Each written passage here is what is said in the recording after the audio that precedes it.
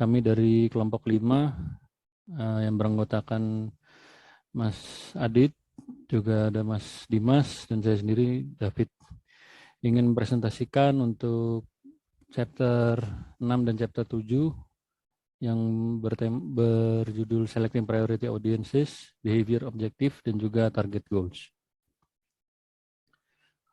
Pertama-tama mengenai Selecting Priority Audiences. Untuk sebelum kita memulai semua proses priority audience-nya, dari awal itu akan bisa dijelaskan potential strength dari population, subset of population, di mana ada 3 term, yaitu target audience, kemudian priority group, dan juga priority audience. Di sini juga dijabarkan dari buku mengenai strength dan concern-nya masing-masing. Selanjutnya, yang utama itu ada 3 proses yang perlu dilakukan dalam proses selecting priority audiences. Yang pertama itu segment the market.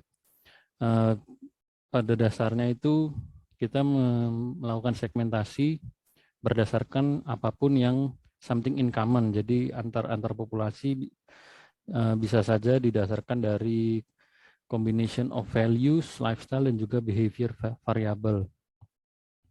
Misalnya dalam satu contoh atau target yang kita tuju itu, satu komunitas atau satu populasi memiliki hobi yang sama atau kegiatan yang sama dalam satu lingkungan. Kemudian selanjutnya ada evaluate segment. Each segment itu dievaluasi berdasarkan berbagai faktor variasi. Kemudian yang ketiga ada choose a priority segment. Secara ideal, para social marketer itu hanya bisa memilih salah satu atau beberapa segmen sebagai priority audience-nya untuk menjalankan campaign, dan juga untuk mendevelop profil yang bisa memperlihatkan karakteristik untuk bisa menentukan strategi ke depannya, dan juga strategi apa yang cukup efektif untuk menarik para konsumen. Kemudian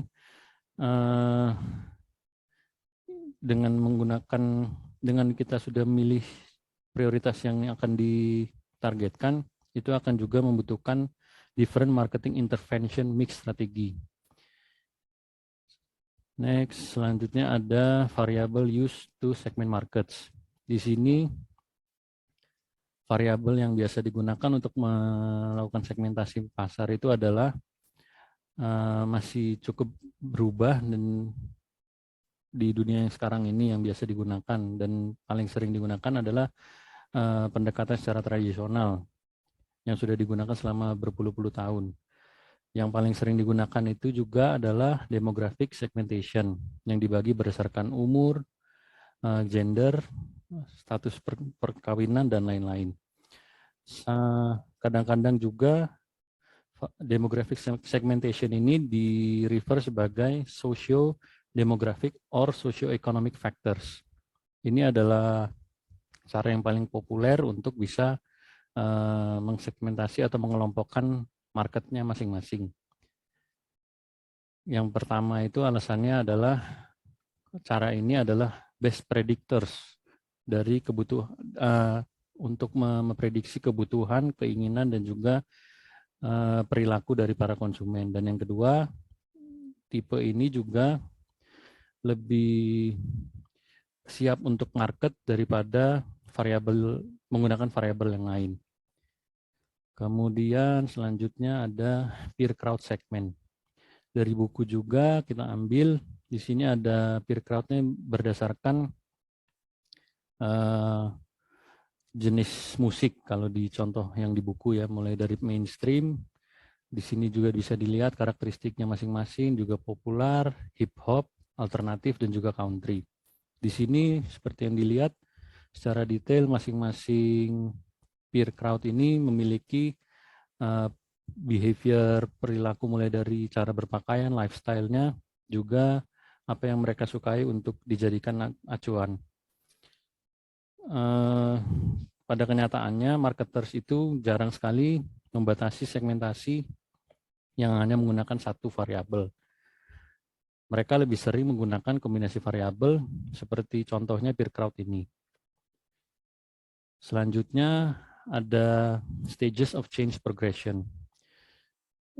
Di sini ada 6 tahap dalam proses perubahan variabel yang digunakan, yaitu yang pertama pre-contemplation. Pada tahap ini biasanya masyarakat kalau dari buku itu contohnya mengambil contoh kasus merokok. Pada tahap ini biasanya masyarakat yang merokok itu sama sekali tidak berniat untuk merubah perilakunya atau tidak berniat sama sekali untuk berhenti merokok meskipun sudah dilakukan berbagai cara. Dan mereka biasanya melakukan denial terhadap kebiasaan buruk tersebut. Yang kedua, contemplation. Pada tahap ini biasanya masyarakat itu sudah menyadari bahwa mereka memiliki masalah dan mereka sudah ingin memutuskan untuk menyelesaikan masalah tersebut. Namun pada tahap ini hanya baru sampai kepada tahap kesadaran tersebut. Kemudian preparation. Pada tahap ini konsumen yang dituju itu sudah memasuki tahap untuk persiapan akan aksi yang akan dilakukan untuk bisa berhenti merokok. Kemudian yang keempat ada action. In this stage is in which most people overtly modify their behavior. Jadi pada akhirnya setelah mereka sudah melakukan kontemplasi dan juga ada preparasi untuk aksi apa yang dilakukan, pada tahap ini mereka melakukan aksi untuk berhenti merokoknya. Kemudian yang maintenance. During maintenance, individual works to consolidate the gain attained. Jadi setelah mereka sudah melakukan aksi berhenti merokok, mereka melewati tahap-tahap perjuangan untuk bisa melewati kehidupan tanpa merokok. Dan yang terakhir, termination stage, yang adalah tujuan utama dari sebuah perubahan yang ingin disampaikan. Pada tahap ini, former addiction or problem will no longer present. Jadi sudah bisa berhasil diselesaikan. Kemudian selanjutnya ada pembahasan diffusion of innovation dalam versi social marketing. Di sini ada perubahan, ada innovation yang diadopsi sesuai dengan versi dari social marketing, mulai dari innovators, early adapters, sampai ke laggards. Kemudian selanjutnya ada segmentasi berdasarkan health style atau kesehatan. Dari sini dapat dilihat tabel yang ada di buku juga ada beberapa kriteria yang bisa digunakan untuk segmentasi dari sudut pandang health style. Di sini ada Decent Dolittles, mereka yang tidak terlalu berorientasi kepada kesehatan, meskipun tidak terlalu rajin merokok atau minum minuman keras, tetapi mereka juga tidak terlalu memperhatikan kesehatan. Selanjutnya juga ada aktif atraktif, mereka ini benar-benar menikmati hidup tanpa memperhatikan kesehatannya. Kemudian selanjutnya ada hard living hedonist dan juga tense but trying. Kedua kategori ini tidak terlalu memperhatikan baik dari sisi kesehatannya masing-masing maupun juga mereka ingin mencoba untuk misalnya mencoba merokok atau juga minum alkohol dan mereka tidak melakukan olahraga. Kemudian ada kategori non-interested nihilist, physical fantastic, dan juga passive healthy. Semua kategori ini adalah segmentation project yang didasarkan dari American Health Style Audience yang diambil dari buku. Kemudian ada segmentasi berdasarkan lingkungan. Di sini dibagi menjadi 6 tahap, yaitu alarm, concern, cautious, disengaged, doubtful, and dismissive. Dari segmentation lingkungan ini, selecting the right audience may be the most important decision. Jadi pemilihan akan audiensnya itu benar-benar harus dipertimbangkan dengan baik. Karena untuk kedua channel upstream dan downstream, program marketingnya itu benar-benar it's critically important to identify the people who you can influence. Jadi untuk pemilihan orang-orangnya, target audiensnya itu harus juga diperhatikan dengan seksama. Karena apabila kita berhasil mempengaruhi atau menginfluence mereka, kita akan bisa berhasil juga melihat perubahan yang terjadi dalam kehidupannya. Di sini ada dengan komposisi masing-masing di alarm, yaitu mereka yang sangat menyadari akan dan juga sangat aware dengan isu global warming. Mereka benar-benar melakukan segala cara untuk bisa mengurangi global warming. Kemudian juga ada the concern yang mereka menyadari bahwa global warming adalah masalah yang serius yang dihadapi oleh dunia, tapi mereka tidak melakukan aksi yang serius di alarm. Kemudian juga ada the cautious yang mereka juga mempercayai global warming, tetapi mereka tidak seperduli orang-orang yang di kategori sebelumnya. Selanjutnya ada generational segmentation. Di sini some researchers and theories point to the power of market segmentation on the basis of generation. Di sini para peneliti lain juga mencoba melakukan segmentasi berdasarkan umur, berdasarkan juga generasinya, mulai dari generasi yang di tahun baby boomers sampai ke Gen Z. Di sini dibedakan mengenai dari segi musik, politik pada eranya masing-masing, kemudian kemajuan teknologi, dan bahkan juga event-event yang cukup besar yang terjadi, seperti di tahun 1929 ada The Great Depression, kemudian di tahun 2001 ada 9/11 yang di Amerika, serangan teroris, dan juga di generasi awal-awal yang masih ada kebagian era Perang Dunia. Kemudian signifikansi dari social marketers juga cohort segments dan bisa memperlihatkan karakteristik yang bisa menghasilkan insight yang cukup unik untuk keadaan yang sekarang. Selanjutnya ada cluster system dari Prism and Fals. Di sini juga dari buku diambil adalah classification system berdasarkan geodemografis yang diambil di Amerika oleh Claritas Corporation dengan segmentasi berdasarkan zip code. Jadi berdasarkan area tempat tinggalnya mereka. Mereka menggunakan konsep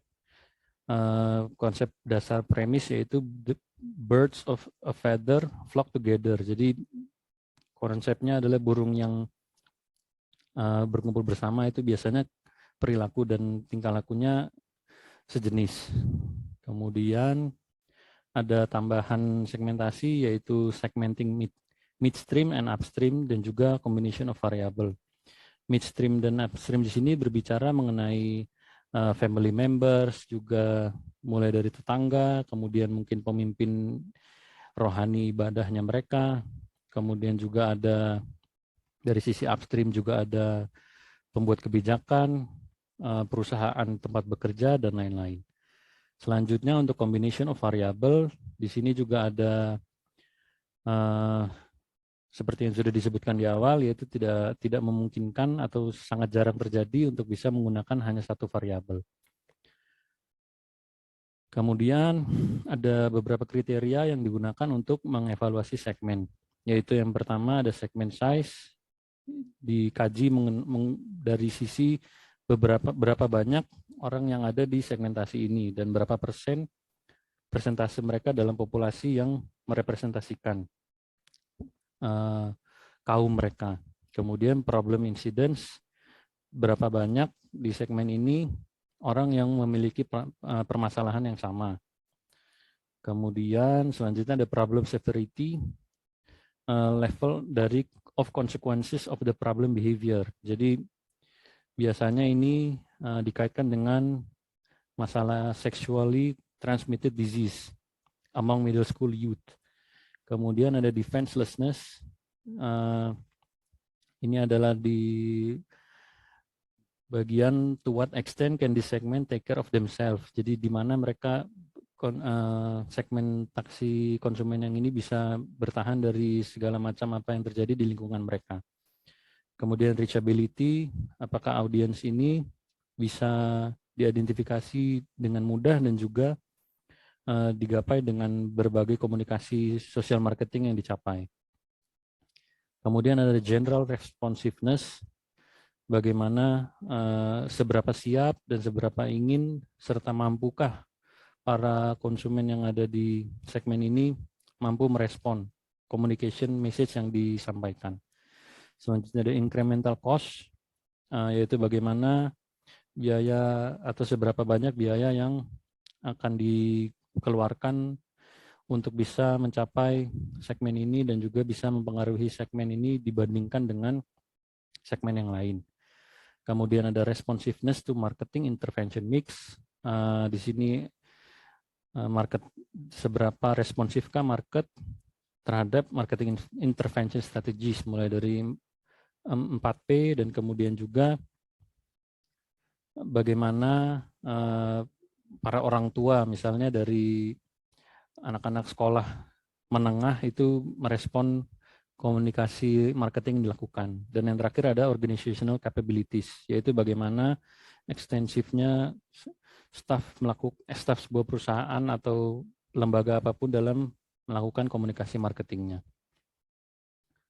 Kemudian tambahan mengenai evaluasi tahap market selecting ini, yaitu bagaimana pemilihan priority audience ini dilakukan. Kemudian yang kedua, pendekatan seperti apa yang perlu dilakukan atau diterapkan. Dan yang terakhir, consideration ethical-nya dalam memilih fokus campaign-nya. Jadi di sini untuk dari pendekatan yang dilakukan itu biasanya dilihat dari skala apa yang dibutuhkan paling besar dan juga paling mudah digapai oleh para social marketer. Kemudian untuk bagaimana cara memilih priority audiences-nya itu ada 3 cara yang dapat digunakan atau yang biasa digunakan oleh para social marketer, mulai dari undifferentiated marketing, differentiated marketing, dan juga concentrated marketing.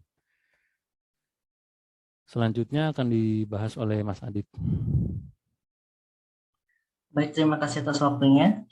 Di step 4 ini kita akan membahas mengenai behavior objective dan target goals. Next.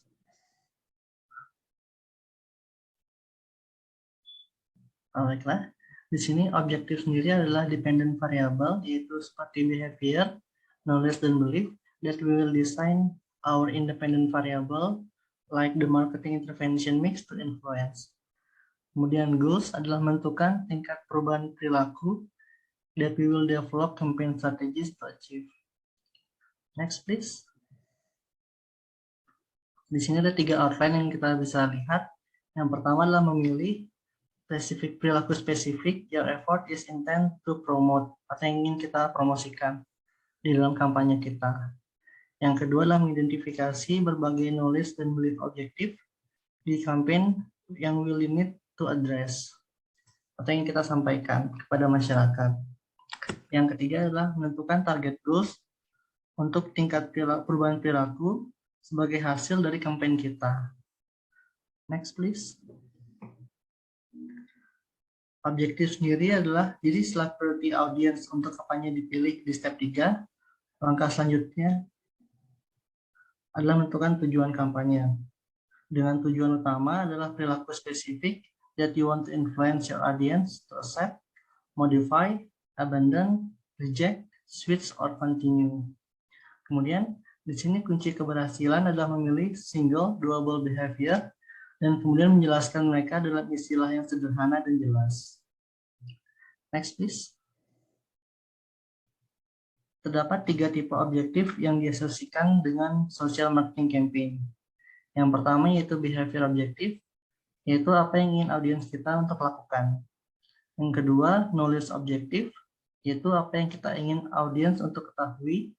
Dan yang ketiga yaitu belief objektif, yaitu apa yang kita ingin audiens untuk percaya atau rasakan. Next, please.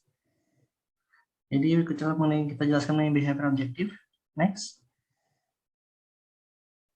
Jadi saat kita mengembangkan dan mempertimbangkan potensial behavior objektif untuk campaign, ada 5 kriteria yang diadaptasi dari Doc McKenzie Moore Framework akan membantu memilih satu dengan potensi terbesar untuk meaningful change, atau setidaknya membantu kita dalam memprioritaskannya.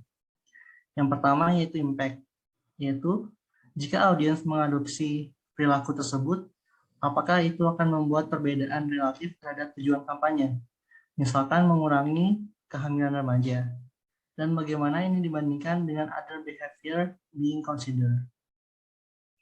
Yang kedua yaitu willingness, yaitu apakah priority audience sudah mendengar atau akan perilaku ini sebelumnya, dan seberapa bersedia atau tertarik mereka melakukan perilaku ini, dan apakah mereka menganggap ini akan memecahkan beberapa masalah atau kekhawatiran yang mereka miliki, atau akankah ini memuaskan beberapa kebutuhan yang tidak terpenuhi.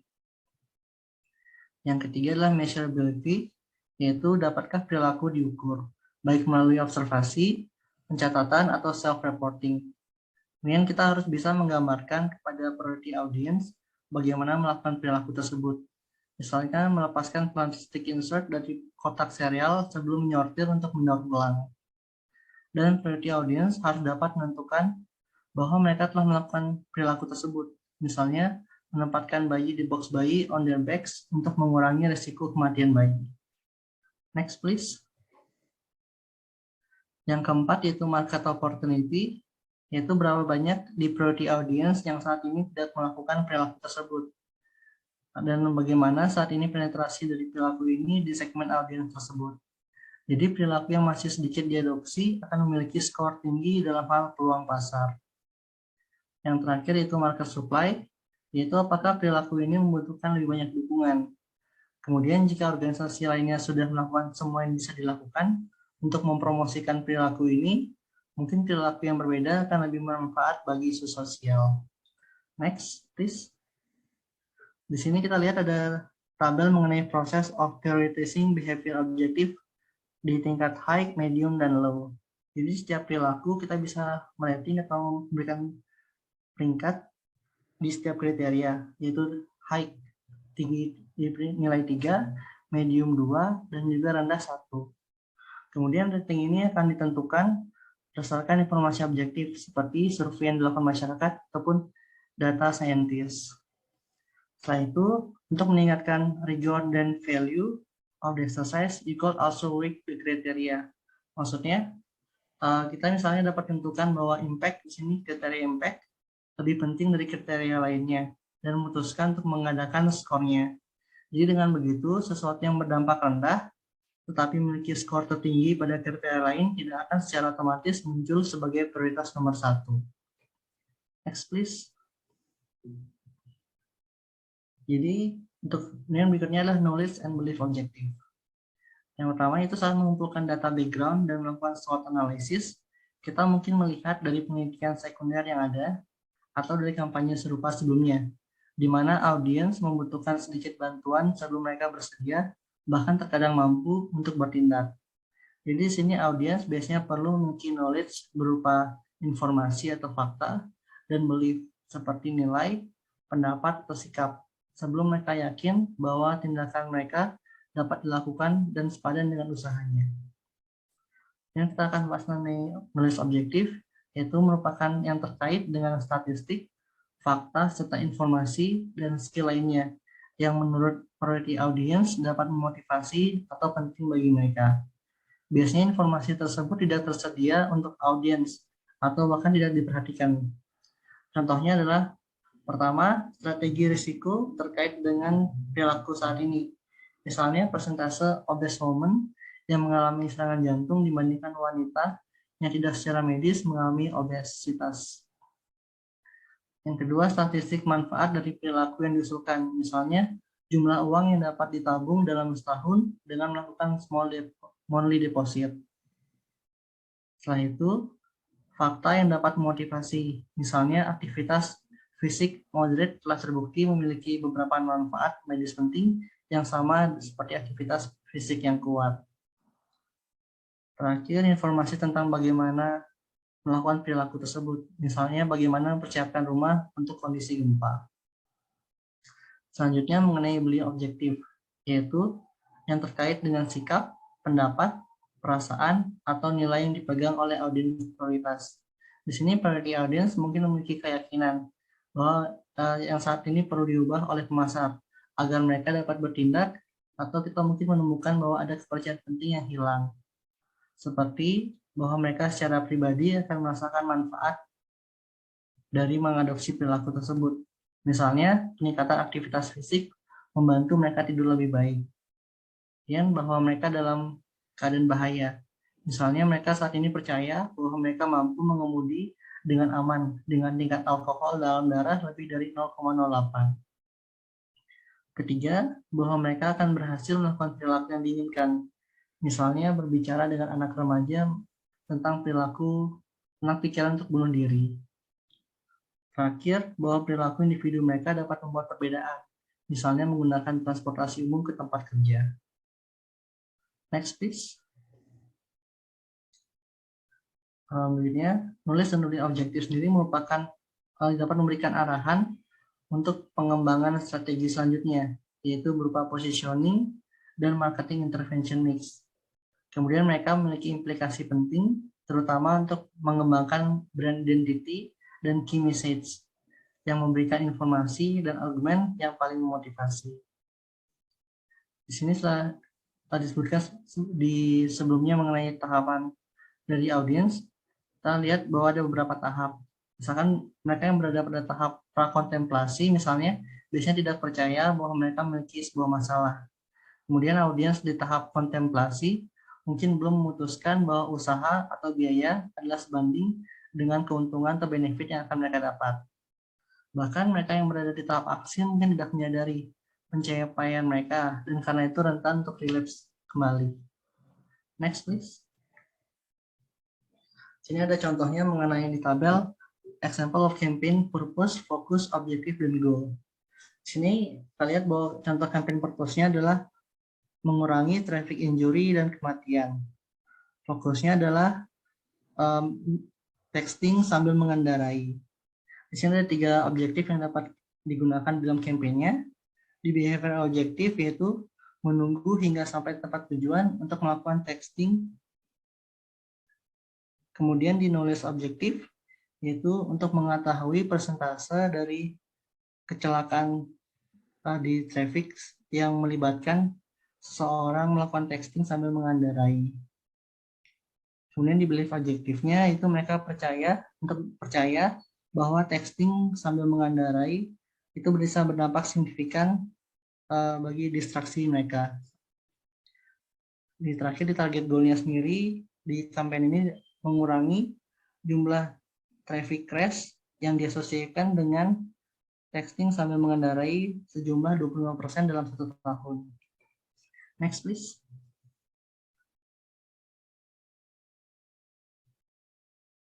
Sini ada lagi contohnya, yaitu mengenai purpose, audience, dan objektif. Ini ada beberapa yang bisa dilihat. Kalian contohnya aja, salah satunya yang campaign purpose-nya itu mengurangi orang tua yang terjatuh. Sini priority audience-nya adalah orang tua yang berusia 75 tahun atau lebih tua. Untuk behavior objektifnya, yaitu melakukan exercise atau latihan 5 kali dalam 1 minggu yang melibatkan kekuatan exercise strength dan juga keseimbangan mereka.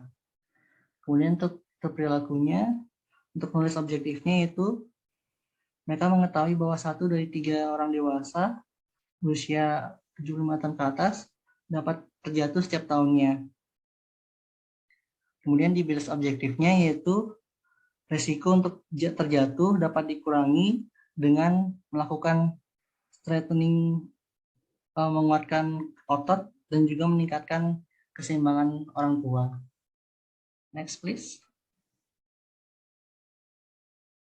Jadi setelah kita menentukan campaign objektif, langkah selanjutnya adalah menetapkan campaign target goals yang spesifik, terukur, dapat dicapai, relevan, dan tepat waktu, atau biasa disebut dengan SMART.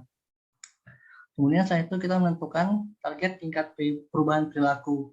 seperti peningkatan jumlah audiens prioritas yang akan melakukan perilaku tersebut di masa mendatang.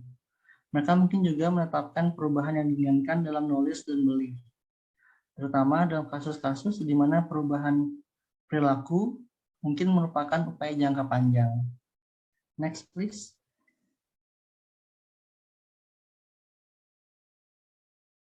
Sini di bagian target goals-nya ada beberapa tahap.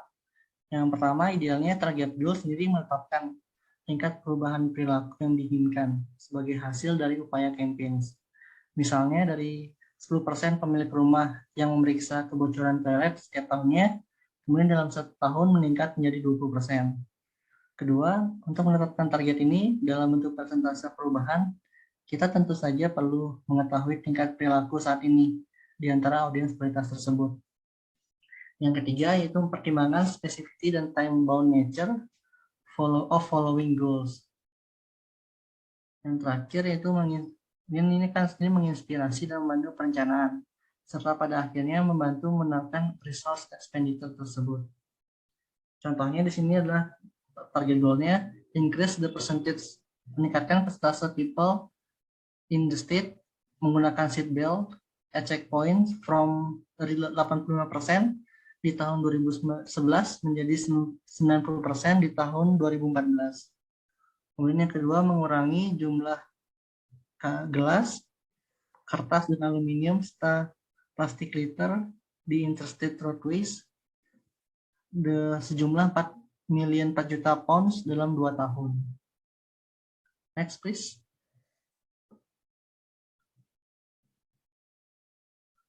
Kemudian sini memproyeksikan ada hypothetical objective dan target goals.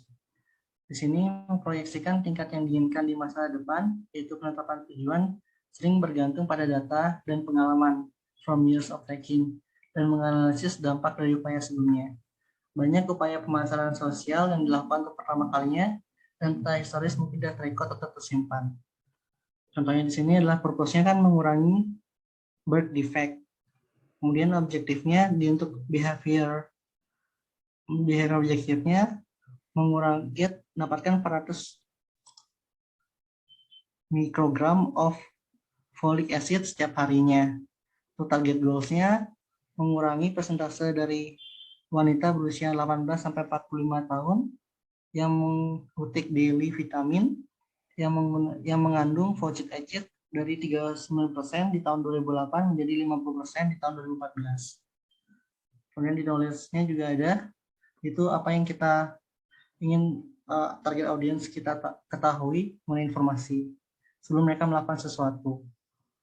Jadi di sini knowledge objektifnya itu untuk mendapatkan for it to help you need to take it before you become pregnant. Jadi sebelum kita mengandung kita diharapkan untuk menggunakan pil tersebut during the early weeks of pregnancy, selama masa kandungan awal. Di target goals-nya adalah increase the percentage of women X 18 sampai 45 tahun yang mengetahui folic acid harusnya digunakan taken sebelum pregnancy dari 11% di tahun 2008 menjadi 15% di tahun 2014. Ini adalah beli objektifnya. Next please. Di sini ada beberapa hal yang perlu diperhatikan dalam goals. Yang pertama adalah pillars to set goals. Yaitu kita tahu bahwa uji coba paling sering digunakan untuk mengidentifikasi dan mengatasi masalah sebelum peluncuran kampanye atau menguji berbagai strategi potensial untuk menentukan mana yang paling efektif. Jadi pilot juga bisa dijadikan sebagai referensi point untuk menetapkan target goals. Misalnya, campaign untuk mempengaruhi orang tua untuk tidak merokok di sekitar anak-anak mereka, dengan fokus pada distribusi materi untuk anak SD nantinya dibawa pulang dan diberikan ke orang tuanya. Ini bisa dicobakan di satu sekolah di satu daerah. Setelah itu lakukan quantitative follow-up survey dengan orang tua mereka mengenai perubahan apapun dalam perilaku. Sini akan dapat membantu menentukan tujuan yang ditetapkan saat peluncuran campaign di sekolah lain. Keuntungannya di sini adalah tidak hanya umpan balik yang didapatkan dari audiens prioritas mengenai kampanye. but also increase the credibility your effort will have with funders, providing an expected rate of return on their investment in terms of anticipated levels of behavior change. Yang kedua itu alternatif for goal setting. Jadi jika baseline data tidak tersedia dan menetapkan target goals relatif terhadap perubahan perilaku dianggap tidak praktis atau layak, pada saat itu alternatif berikut mungkin dipertimbangkan untuk penetapan tujuan, yaitu establish target goals for campaign awareness and recall. Kemudian yang kedua, establish target goal for level of knowledge. Yang ketiga, establish goal for acceptance of belief. Dan yang keempat, establish target goals for intent to change behavior. Terakhir, establish target goals for the campaign process. Jadi alternatif goals berhubungan dengan beberapa aktivitas yang mendukung dan memproyeksikan perilaku yang diinginkan. Yang ketiga itu objective and goals are draft. Jadi pada step 5 berikutnya dari proses perencanaan nanti, kita akan memperdalam pemahaman tentang audiens prioritas. Kita akan belajar lebih banyak tentang knowledge, belief, dan perilaku mereka relatif terhadap kampanye yang diinginkan dan manfaat atau potensi aktivatornya. Seringkali kita perlu untuk merevisi dan finalize objektif untuk end goals untuk membuatnya lebih realistis, jelas, dan sesuai. Yang keempat, objective and target goal used for campaign evaluation. Salah satu langkah terakhir nantinya di step 8 dalam social marketing plan adalah mengembangkan sebuah evaluation plan yang nantinya akan dibahas di chapter 15. Kemudian yang kelima adalah ethical consideration for setting objective and goal. Yaitu sambil kita melihat apa yang kita lakukan, kita juga perlu untuk mempertimbangkan apa yang dilakukan organisasi lainnya agar tidak berdampak atau saling bertabrakan. Next please. Baik, setelah kita mendengarkan paparan mengenai konsep objektif, goals, dan lain sebagainya seperti yang disebutkan oleh Mas David dan Mas Adit tadi, selanjutnya ini adalah case study yang mungkin akan membantu untuk menjadi gambaran besar gitu ya mengenai konsep-konsep yang tadi. Nah, case study ini memang cukup relevan karena ini mengilustrasikan bagaimana pengaplikasian dua prinsip social marketing yang utama. Yang pertama soal bagaimana menentukan sebuah priority yang cukup simple. Lalu yang kedua itu untuk leveraging the power of prior similar atau successful effort. Nah, case study ini mengenai decreasing drownings from voting under the influence. Jadi ada perilaku yang harus diubah di kalangan skipper atau pengemudi kapal di sebagian wilayah Amerika yang harus diubah, kurang lebih seperti itu. Lalu untuk background, tujuan, dan fokusnya, jadi pada tahun 2016 US Coast Guard itu melaporkan bahwa penggunaan alkohol secara berlebihan itu merupakan salah satu, atau bukan salah satu ya, faktor utama dari fatal boating accident, kecelakaan kapal yang sudah merenggut lebih dari 1.000 jiwa di antara tahun 2005 hingga 2015. Nah bahkan lebih dari 17% dari kecelakaan kapal itu dipengaruhi oleh pengemudi yang berada di bawah pengaruh alkohol. Nah, in partnership with related institution atau bekerja sama dengan 3 institusi lainnya, di sini ada lembaga bernama Cito Foundation yang mengembangkan sebuah program social marketing campaign dengan tujuan untuk mengurangi bad behaviors dari boat skippers yang suka mengkonsumsi alkohol ataupun drugs. Jadi fokusnya ini adalah untuk menunjuk designating sober skipper atau pengemudi yang sadar gitu ya. Nah, dari background, purpose, and focus ini, maka disinilah muncul kampanye yang bertajuk Designated Skipper. Nah, Designated Skipper ini punya priority audience. Jadi slogannya adalah Sober Skipper Take the Pledge gitu ya. Jadi the priority audience-nya di situ pertama ada 4 kategori sesi yang paling utama. Yang pertama males, laki-laki berusia 36 hingga 54 tahun. Yang kedua skipper-skipper ini adalah mereka yang beroperasi di antara jam 8 malam di saat weekends dan 4.30 sampai 6.30 di hari Sabtunya. Lalu yang ketiga, kategori ketiga itu soal skippering vessel 14 to 16 feet, yang artinya target audience ini dipilih berdasarkan orang-orang yang menahkodai kapal yang berukuran 14 hingga 16 feet. Nah, yang terakhir adalah on lakes ya, bukan di lautan, tetapi ini lebih di lakes karena memang di Amerika banyak beberapa danau-danau yang besar. Nah, sejak ide ini dikembangkan, tim social marketingnya memang yang pertama itu menyasarkan pada early adopters, itu untuk menanamkan bagaimana social norm soal masalah alkohol dan drugs ini harus bisa dipahami betul-betul sehingga bisa memunculkan perubahan perilaku atau behavioral change. Nah, berbicara soal early adopters, ini sebenarnya kembali lagi ke soal diversion approach yang sudah dijelaskan oleh Mas Sabi di bagian awal.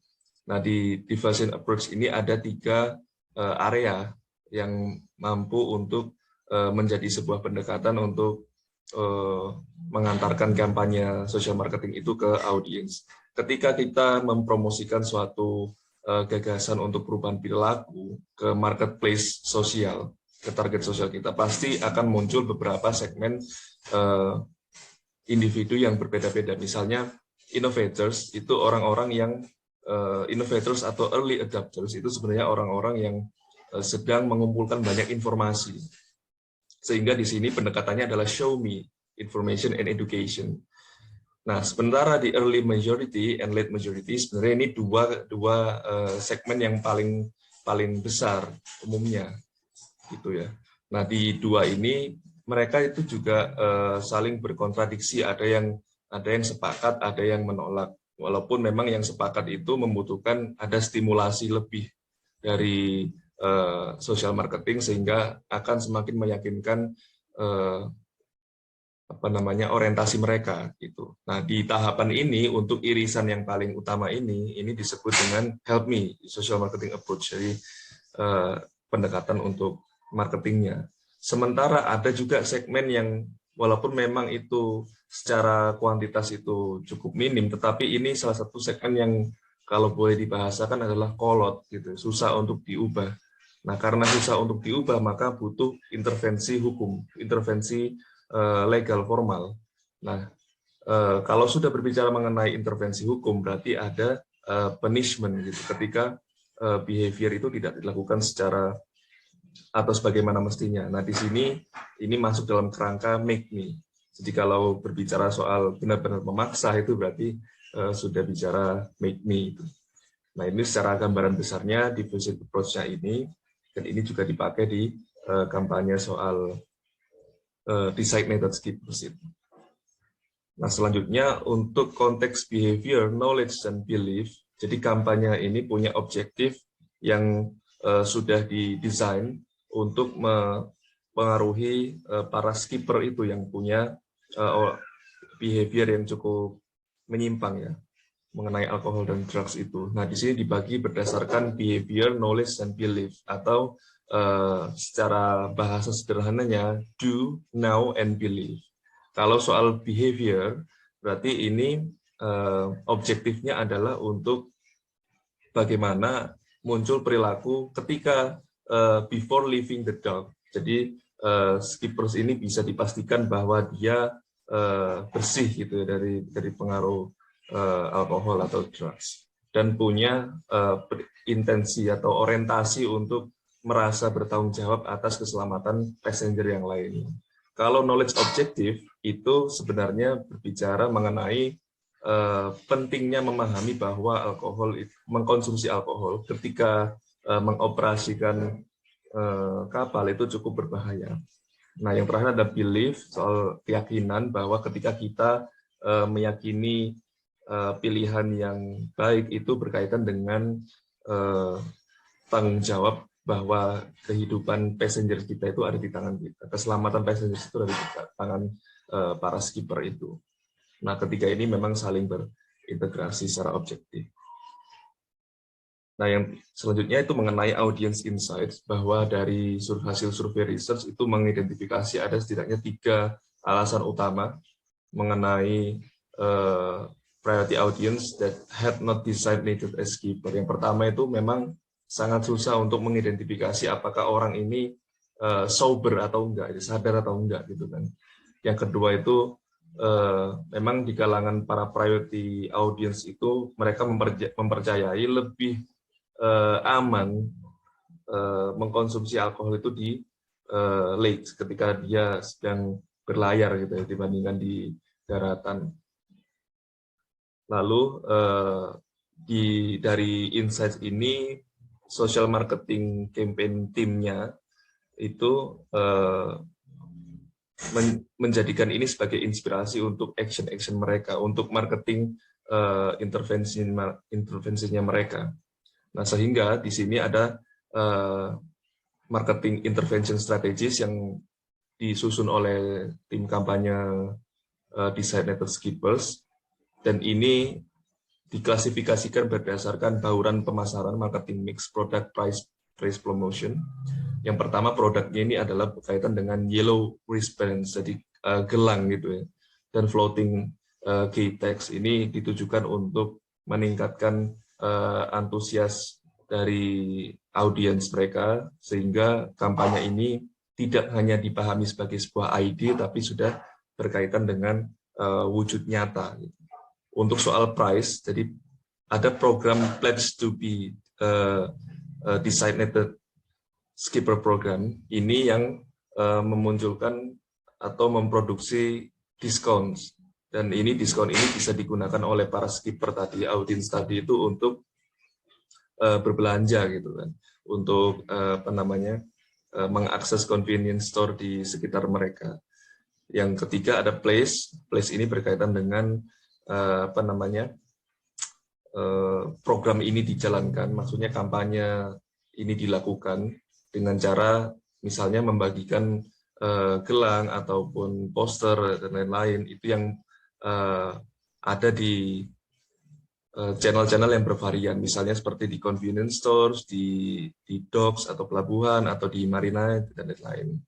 Yang terakhir ada promotion. Promotion ini berkaitan dengan penyampaian informasi, gitu, informasi maupun program-program yang berkaitan dengan designated skippers, di mana potential communication channels itu ada dari website, ada dari banner, ada dari poster-poster yang memang tersebar di beberapa marine stores, ataupun juga poster-poster yang ada di sosial media ataupun news release. Nah, ini adalah marketing intervention strategisnya, seperti ini kurang lebih. Lalu program ini sebenarnya punya harapan yang besar untuk semakin menurunkan angka kecelakaan di lake yang diakibatkan oleh skippers yang terpengaruhi alkohol. Nah, sehingga di sini Sito Foundation ini memang punya orientasi yang sebenarnya itu cukup simpel. Itu untuk memastikan bahwa para penumpang ataupun para drivernya itu juga selamat gitu kan. Nah, melalui grassroots advocacy, Sito Foundation ini juga dilaporkan cukup berhasil untuk menekan angka kecelakaan di lakes gitu, yang diakibatkan oleh kebiasaan buruk para skipper. Mungkin itu kurang lebih dari case tadi untuk merangkum dari materi soal step 3 dan step 4 ini. Terima kasih atas perhatiannya. Wassalamualaikum warahmatullahi wabarakatuh. Thank you.